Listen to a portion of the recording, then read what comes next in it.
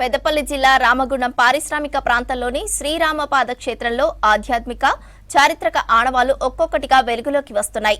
కొద్ది రోజులుగా కొండపై ప్రత్యక్షమవుతున్న దేవతామూర్తుల రాతి విగ్రహాలు ఇందుకు నిదర్శనంగా నిలుస్తున్నాయి.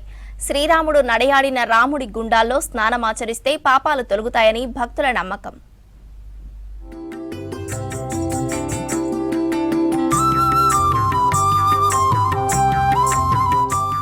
శ్రీరాముడు సీతాదేవి సమేతంగా నడయాడిన నేలగా పిలుచుకునే పెద్దపల్లి జిల్లా రామగుండం ప్రాంతంలో ఆధ్యాత్మిక వైభవం నెలకొంది. సీతారాముల వారు వనవాసం చేసిన ఆనవాళ్లు ఇప్పటికీ కొండపై దర్శనమిస్తున్నాయి. 2 దశాబ్దాల క్రితం శ్రీ వెంకటేశ్వర స్వామి రాతి విగ్రహం కొండపై కనిపించడంతో శ్రీరామ పాదక్షేత్రంగా నామకరణం చేశారు. అప్పటి నుంచి ఇప్పటి వరకు తవ్వకాలలో పలుచోట్ల గణపతి, హనుమాన్ తదితర దేవతామూర్తుల రాతి విగ్రహాలు బయటపడుతున్నాయి. కొండ మీద రాళ్లపై చెక్కిన శ్రీరాముడు, హనుమాన్ విగ్రహాలు కూడా ఇక్కడ దర్శనమిస్తున్నాయి.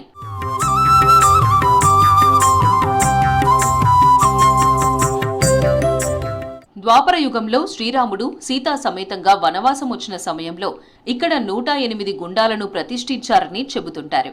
సీతమ్మ కొలను, యమకోణం వంటివి ఏర్పాటు చేసిన ఆనవాళ్లు దర్శనమిస్తున్నాయి. పాలగుండం, నేతిగుండం, పసుపుగుండం, ధర్మగుండాల్లో స్నానమాచరించి యమకోణం నుంచి ఈదితే సకల పాపాలు తొలగుతాయని భక్తుల నమ్మకం. ఈ కొండకు కాలభైరవుడు కాపలాగా ఉంటాడని ఇక్కడి పండితులు చెబుతున్నారు. ఈ రామగుండానికి రాముడు వచ్చినటువంటి చరిత్ర ఒక లొకేషన్ ఉన్నది. ఎట్లా అంటే జాంబవ గుండ ఉన్నది, భైరవ గుండ ఉన్నది, జీడిగుండ ఉన్నది, నేతిగుండ ఉన్నది, పాలగుండ ఉన్నది, తర్నిగుండ ఉన్నది, అర్నిగుండ ఉన్నది, కౌశల్యగుండ ఉన్నది, కైకగుండ ఉన్నది, సుమిత్రగుండ ఉన్నది, దశరథ గుండ ఉన్నది, జనక గుండ ఉన్నది, ధర్మగుండ ఉన్నది. దీనికి క్షేత్రపాలకుడు భైరవస్వామి. శిలా నాగశేషుడు ఉన్నాడు, నాగమునేశ్వరుడు ఉన్నాడు, శిల నాగున్నది. 2006 ఏప్రిల్లో ఓ మేకల కాపరి కొండపై మేకలు మేపడానికి వెళ్లిన క్రమంలోనే శ్రీ వెంకటేశ్వర స్వామి రాతి విగ్రహం కిందపడి ఉండడాన్ని గుర్తించాడు. ఆ విషయాన్ని స్థానికుల దృష్టికి తీసుకెళ్లడంతో రాతి విగ్రహాన్ని ప్రతిష్ఠించి పూజలు చేయడం ప్రారంభించారు. 2009 డిసెంబర్ 28న శ్రీ లక్ష్మీ నరసింహస్వామి సుదర్శన హోమ కార్యక్రమాన్ని 50 మంది అహోబిల రామచంద్రజీయర్ స్వామి శిష్యులతో నిర్వహించారు. 2010 జనవరి 2న శ్రీ త్రిదండి రామానుజన్ చిన్నజీయర్ స్వామి కొండను సందర్శించారు. అప్పుడే ఆలయ నిర్మాణానికి భూమి పూజ చేశారు. కొండపై ఆధ్యాత్మిక చారిత్రక ఆనవాళ్లు ఉండడంతో ఏటా శ్రావణం, కార్తీక మాసంలో భక్తులు భారీగా తరలివస్తారు. భక్తులు దేవతామూర్తులను దర్శించుకోవడంతో పాటు ఆహ్లాదకరమైన వాతావరణంలో సేద తీరుతారని ఆలయ కమిటీ సభ్యులు తిరుపతి తెలిపారు. త్రేతాయుగమునందు శ్రీరాముడు, సీత, లక్ష్మణ సమేత కొండ మీద కొద్ది రోజులు ఇక్కడ వారు విడిది చేయడం జరిగినది. అందులో భాగంగా వారు తాగడం కోసం అని చెప్పి ఇక్కడ ఒక లోయ ఉంటుంది. ఆ లోయలో బాణాలతోని తవ్వడంతోని అక్కడ ఒక 108 గుండాలు ఉన్నాయి. అన్ని గుండాలలో నీరు సమృద్ధిగా ఉంటుంది. తర్వాత ఇదే కొండ మీద సీతామాత స్నానం చేయడం కోసం అని చెప్పి ఒక పెద్ద బావి తవ్వడం జరిగింది. దాన్ని సీతమ్మ కోనేరు అని చెప్పి తెలియజేస్తారు. ఒక 20 సంవత్సరాల క్రితం ఇదే కొండ మీద ఒక పశువుల కాపర్లకు ఇక్కడ ఒక వెంకటేశ్వర స్వామి ఒక విగ్రహం కనబడ్డది. అప్పటి సొంది ఇక్కడ నిత్యం పూజలు జరుగుతున్నాయి. స్థానికంగా సహజ వనరుల లభ్యత కారణంగా విద్యుత్ ఉత్పత్తి కేంద్రాలకు నిలయంగా మారుతోంది.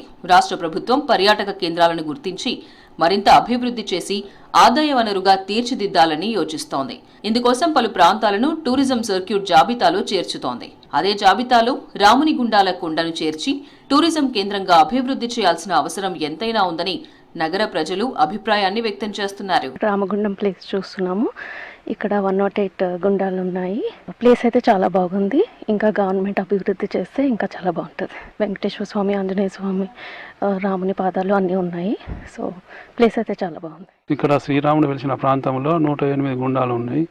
ఒకటి జీడిగుండం, పాలగుండం, ధర్మగుండం, నేతిగుండం మరియు యమకోణం అనేది ఒకటి ఉంది. అందులో నుంచి ఈగిన వాళ్ళకు పాపాలు పోయి పుణ్యాలు వస్తాయి. ఇంకొకటి ఏమిటనగా శ్రీరామనవమి రోజు ఇక్కడ బ్రహ్మాండంగా ఉత్సవాలు జరుగుతాయి, అన్నదానం జరుగుతుంది. చాలా మంది భక్తులు వస్తారు శ్రావణ మాసంలో. 20 రోజుల క్రితం రామగుండం బైపాస్ రోడ్ ముందు రామునిగుండాల కొండ చివరన హనుమాన్ విల్లు పట్టుకుని ఉన్న రాతి విగ్రహం కనిపించింది. అక్కడ ఆలయం నిర్మించేందుకు జేసీబీతో చదును చేయిస్తున్నారు. ఇప్పటికే రామగుండం ఎమ్మెల్యే రాజ్ ఠాకూర్ ₹1 కోటి ప్రకటించారు.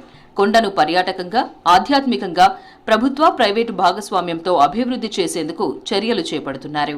ఎన్టీపీసీ రామగుండం మధ్యలో ఉన్న బీపరాజు గుట్టపైన ఆంజనేయ స్వామి వారు వెలవడం జరిగింది. అయితే మిషన్ భగీరథ పనులు నడుస్తుండగా అక్కడ తవ్వకాలలో ఈ విగ్రహం వెళ్ళగా దాన్ని తీసుకొచ్చి అక్కడ ఉన్న అధికారులు కానీ అక్కడ పనిచేసిన కార్మికులు కానీ తీసుకొచ్చి ఇక్కడ పక్కకు పడేయడం జరిగింది. అయితే ఇది గమనించిన మేకల కాపర్లు మాకు సమాచారం అందించగా మేము వచ్చి చూడగా ఆంజనేయ స్వామి విగ్రహం అని తేలింది. ఈ విగ్రహాన్ని పరిశీలించి చూడగా సుమారు 800 నుంచి 1500 సంవత్సరాల క్రితం అని తేలింది. తర్వాత మా కార్యకర్తలు అందరూ ఇక్కడ చేరుకొని దీన్ని తీసి ఇక్కడ విగ్రహ ప్రతిష్టాపన చేయడం జరిగింది. అయితే ఈ రామగుండం ముఖ్య గుండాల యొక్క విశిష్టత ఏంటంటే ఈ గుట్ట మొత్తం ఆధ్యాత్మికతతో నిండిపోయింది. సాక్షాత్తు త్రేతాయుగంలో రాముడు, సీతమ్మ వారు ఇక్కడికి వచ్చి ఇక్కడ ఉండి ఇక్కడ సేద తీసుకొని ఇక్కడ వెళ్ళినారు. శ్రీరాముడు, సీతాదేవి స్నానమాచరించిన కొలనుతో పాటు రాముని గుండాలు ఉండడంతో రామగుండం పేరు వచ్చినట్లు చరిత్ర చెబుతోంది. స్థానికంగా ఉన్న ఎన్టీపీసీ, ఆర్ఎఫ్సీఎల్, సింగరేణి బొగ్గు గనులు సహా తదితర పరిశ్రమలన్నీ రామగుండం పేరుతోనే ఉన్నాయి.